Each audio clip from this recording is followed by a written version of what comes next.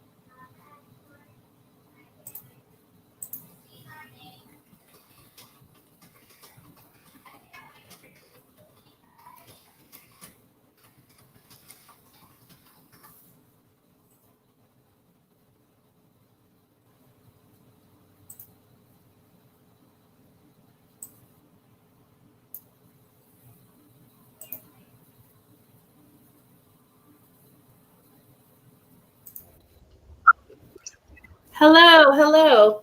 I've added you to the stream now. Hi, everybody. I should have given you more of a heads up. Hello. All right. Welcome. How are you today? I'm fine. How are you? Not too bad. I am. I'm actually at home. The store is usually closed on Wednesdays. So I am at home and I'm working on a big project in my own house, recalking my bathtub. Oh, very good. But listening to audiobooks, so multitasking. Good. So yeah, I am gonna flip over here and say hello to everyone. Hello, there we go.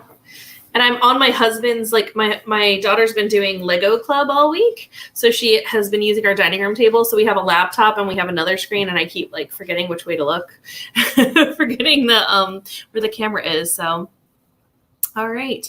And this week you're reading No Place for Magic. That's right? That's right. Okay. Just wanted to make sure. All right. Looks like we have some viewers, so I will let you get started. First, I should say hi. I'm Liz from Capra Coast Books, and of course, I'm joined by the magnificent E.D Baker here, and she will be reading from her book, No Place for Magic, which is part of the Frog Princess series. And I dropped off a bunch of books for her to sign, so there'll be tons on my website soon. I'll have them all listed. But if you already own copies of her book and you need them, I have book plates available too. So, all right, without further ado, here you go. Well, as you can see, that is the new cover. And this is what the original cover looked like. So if you have one of these, so there's a far-seeing ball in the story, and that's what this is. Fantastic. So chapter 1 of No Place for Magic. A tendril brushed my face, tickling me on the nose. I jerked my head back and whacked it on the table leg behind me. Wretched plant, I said, rubbing my head with one hand as I pushed the vine away with the other. Ever since my aunt had returned to her normal self, she hadn't been able to keep her mind on anything but her beloved Haywood. Her magic had suffered for it, becoming muddled and not quite as she'd intended. The flowering vine she had planted in the great hall to celebrate their reunion had spread across the walls, engulfed the table legs, and threatened to cover the doors and windows. Because they were too tough for an ordinary knife to cut, it was up to me, the Green Witch, to keep them under control. Once again, I was on my hands and knees, bumping my head and banging my elbows as I used magic clippers to trim the ever-growing vines. Being the Green Witch meant that I had a lot of extra responsibilities. Although I was the most powerful witch in Greater Greensword, as well as its only princess, most of the things I had to do as its protector were neither glamorous nor exciting. At least I didn't have to clean out the moat very often, a job I really hated. I was reaching for the next curling vine when a bright yellow butterfly landed on my finger and fluttered its wings as if trying to get my attention. "What do you want?" I asked. The butterfly stomped its feet with impatience. I raised my finger to my ear and tried to listen, but couldn't hear anything over the usual early morning bustle of the great hall. Squires were cleaning their knight's weapons while flirting with passing maids. My father's hounds were scuffling over a bone in the corner. The steward was directing the hanging of new banners along the walls. I could hardly hear the tiny insect, but then I remembered that their voices were extremely soft. Hearing them requires a magic spell, undivided attention, and a very keen ear. I had enough practice creating my own spells that coming up with one to hear the butterfly was easy. Although I'd never spoken with a butterfly before, I expected its voice to be sweet. Instead, it sounded like an old man who was hoarse from shouting. "Take your time, lady," said the butterfly. "I don't have anything better to do, just flit from flower to flower until I've inspected every one in that garden. It shouldn't take me much longer than, say, my entire life. So what's it going to be? Are you going to see the old lady or not?" "Who are you talking about?" "I knew you weren't paying attention. I could be back at work doing something important, but no, I had to carry a message to someone who can't even be bothered to listen." "I'm sorry, I couldn't hear you. What was your message?" "I don't have time for this. The old lady with the roses wants me to tell you that she's going to work on her house today. She wants to know if you're going to come help. That's it. That's all I know. If you'll answer her question, I'll be on my way. I have a lot of flying ahead of me, so if you don't mind." "Yes, I'll be there. You have your answer. Now go." A shadow loomed over me as the butterfly zigzagged across a great hall and up to one of the windows. "What was that all about?" demanded my mother, who had slipped up behind me. I sighed and turned around. Although the removal of the family curse had made my grandmother and aunt sweet and kind again, it hadn't done a thing for my mother. She hadn't been affected by the curse, so she was the same as she'd always been. It didn't matter to her that I was a green witch and 16 years old. She still treated me as if I were 5. The only time she listened to what I had to say was when I turned into a dragon, and then everyone paid attention to me. Most of the time she tried to tell me what to do while I tried to avoid her. If I had been thinking clearly, I might have given her some excuse, but instead I made the mistake of telling her the truth. I told grandmother to let me know when she was going to work on her cottage. She sent word that she's about to start. "So you're going to the old witch's retirement community?" "We can ride in my carriage together. I was planning to go see her today anyway." "Ride?" I said, adding the vine clippings to the pile I'd already started. I hadn't ridden in a carriage for months because I hated the jostling and bumping and now had other ways to get around. As a green witch, I toured Greater Greensword on my magic carpet every few weeks. When I wasn't using the carpet, I generally flew another way, as a bird, a bat, or a dragon, although being a dragon was the most fun. "I was just about to leave," I said. "If you have something to do first, you can come when you're ready." I was still hoping that I could go by myself. The old witch's retirement community was only a few minutes away if I went as a dragon, leaving me enough time to stretch my wings and soar above the clouds, and "I'm ready now," said Mother. "You won't get out of it that easily." It had been almost 2 months since I'd learned how to turn myself into a dragon. I'd done it out of necessity at the end of the tournament held to celebrate my 16th birthday. My grandmother and aunt had gotten into a magical argument, and I had to turn myself into the biggest, fiercest creature that I could think of to get them to listen. Since then, I'd taken to saying this spell so often that the people of Greater Greensword had grown used to seeing a green dragon soaring overhead. I liked being a dragon because it made me feel stronger and freer than I'd ever felt before. As a dragon, I could also fly farther and faster than any other form I'd ever tried. Unfortunately, traveling with my mother meant that I wasn't going to get a chance to be anything but my human self.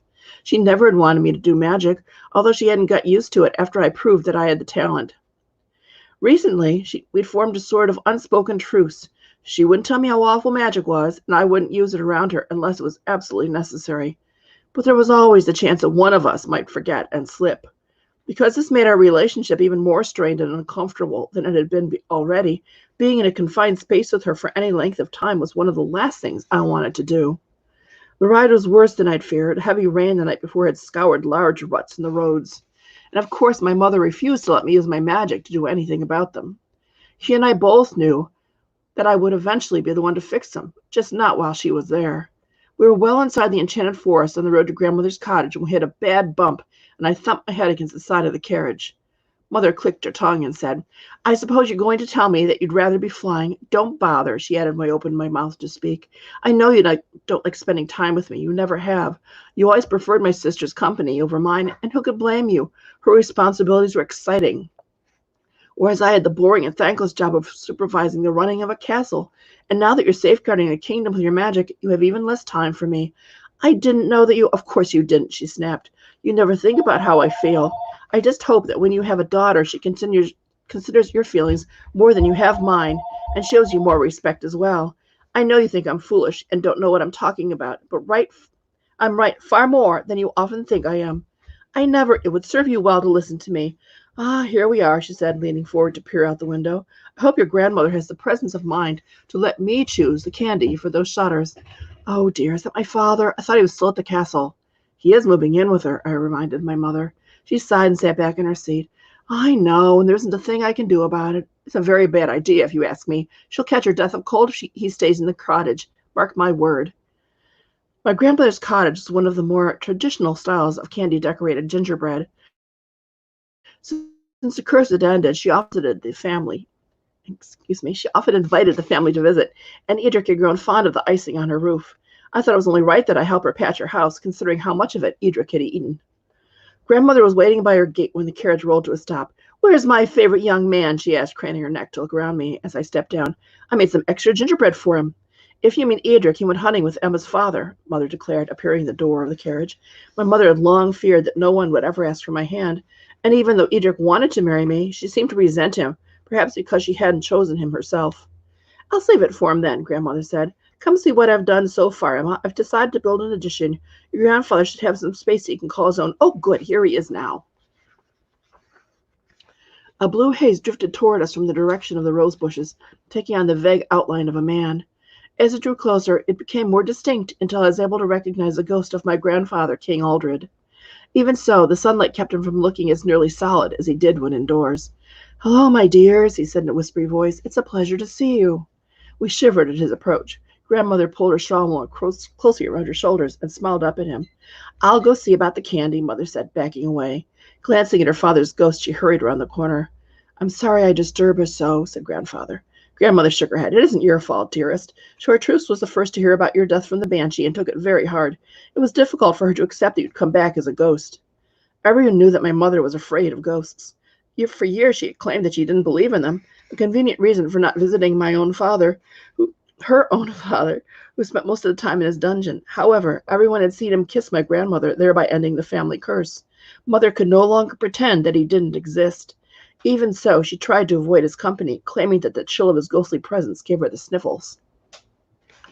Once the curse had ended and grandmother was once again her sweet self, Mother visited her more often.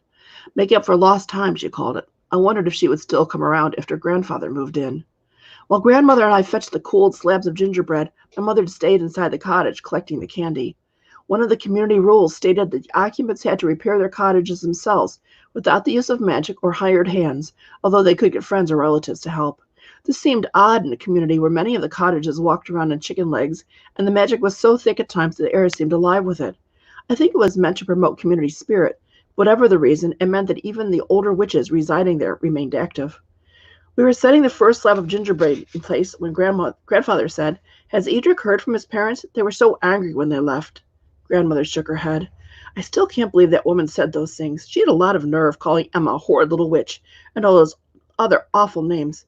They suited me, not you, she said, glancing in my direction. Those names don't suit you anymore, I said, and I hope that isn't how she feels about me now. After his parents left, Edric wrote to her, telling her how much he loves me. She's my future mother-in-law. At least I want her to be. Grandmother gave me a sharp look. You're not going to let her stand in the way of your marriage, are you? Women in our family have more spine than that. I'm still going to marry Edric. It's just that I'd rather do it with his parents' blessing. I don't think his father hates me like his mother does, but he didn't seem too happy that I'm a witch. And didn't you hear Queen Priscilla say that they'd pass Edric over and give his brother Bradston the crown if Edric married me? Do you really think they'd do that? I don't know, but I'd rather not take the chance. His whole life Edric has been planning to rule Upper Monte Vista. I don't want to be the one to stand in his way. And can you imagine what an awful King Bradston would make? My mother had returned carrying a basket of gumdrops, but I noticed she was careful to stay as far as possible from my grandfather. I told you that taking an interest in magic was a bad idea, she said. If you hadn't started practicing, she wouldn't have had anything to complain about. Don't be silly, Chartreuse, said grandmother. I didn't raise you to be so short-sighted. If Emma hadn't shown an interest in magic, your sister Graciana and I would still be under the influence of that awful curse, and I would have my Aldred back. Priscilla is just too muzzy-headed to recognize a gem when she sees it. Our little Emma would make anyone proud. I couldn't agree more, said grandfather. Why, I remember when Emma was trying to find Hubert's medallion and a sparrow darted through the garden, skimming the tops of grandmother's roses. It lit on the rock candy sundial and twittered a greeting. Harold, grandmother's orange tabby, licked his lips and wiggled his back end as he prepared to pounce. As the sparrow opened his beak, Harold twitched his tail and leaped. Not so fast, said grandfather, thrusting out his arm and waving his fingers. A wind sprang up that only the cat could feel, blowing him mid-leap into the rose bushes. Yowling, Harold clawed his way out of the roses and took off across the yard. Grandfather chuckled. I don't think that cat likes me. The sparrow bobbed its head. Your Highnesses, it said, Lady Christina requests the pleasure of your company in the swamp behind the castle. She says that Princess Emeralda will know where to go. Having delivered its message, the sparrow took off, going back the way it had come. Christina must have used a spell on the bird to make it speak the human tongue, because even my mother had looked as if she couldn't understand what it was saying. Grandmother had been smoothing icing with her hand before attaching the first gumdrop. What do you suppose she wants? She said, wiping her fingers on her apron. When I saw that they were all looking my way, I shrugged. I have no idea. She hasn't told me a thing. Does she expect us to go now? Asked my mother. She can't order us around. We're in the middle of this. Well, I'm going, announced my grandmother. I want to see what this is about. Harold, you keep an eye on the house. An orange striped tail dangled from the leafy branch of a crabapple tree at the edge of the yard. The only sign that Harold had heard her was the angry twitch of the tip of his tail. My mother dropped the gumdrop she was holding back into the basket. If you're going, there's no use in the rest of us staying here. We'll take my carriage. I prefer to fly, said grandmother. And leave me to ride by myself? I thought you liked my company, mother. Grandmother sighed. Of course I do, Chartreuse. Then that's settled. We'll all take the carriage, except, Father, if you don't mind. Don't worry, Chartreuse. I know there isn't room for me. That was chapter 1 of No Place for Magic. Yay! Thank you so much. It's so interesting because I don't think that's another one where I don't think that I've seen the cover, the other cover before. I've only seen the newer cover. This one. And I think there might have been a few. Yeah, I haven't seen that one, so it's nice to see it. I did have for next week's. I did already find the old cover for Dragon's Kiss. That's the next one, right? It's Dragon's Kiss, and then what's the last one? Actually, there's Dragon Princess, then Dragon Kiss, then the Prince Among Frogs. So the next one's Dragon Princess. Okay, all right. I'll have to make sure I update my images and everything. So, thank you everyone for joining us today. And my question had been, we don't have a lot of viewers right now, but maybe they'll watch later. My question had been, if you could travel anywhere for 1 hour, where would it be? And I don't even know what I would say. Right now, I don't know. Anywhere cooler. In my house, it's really warm right now. So I don't have a strict answer on that. But all right. Thank you again. Have a wonderful day, everybody. Bye, everybody. Don't forget to reach out if you need signed copies of any of the books or if you need book plates for the books that you own. You can send me an email, liz@capricosbooks.com. Thank you. Bye. Bye.